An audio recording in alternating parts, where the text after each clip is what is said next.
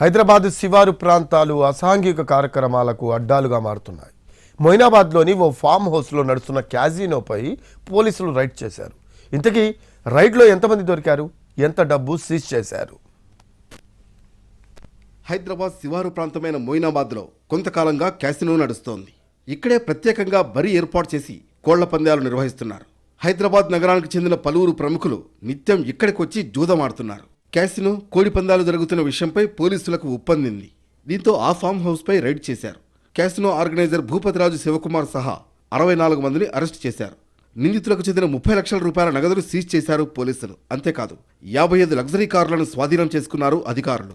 86 పందెం కోళ్లతో పాటు పందెంలో కోళ్లకు కట్టే 46 కత్తుల్ని సీజ్ చేశారు.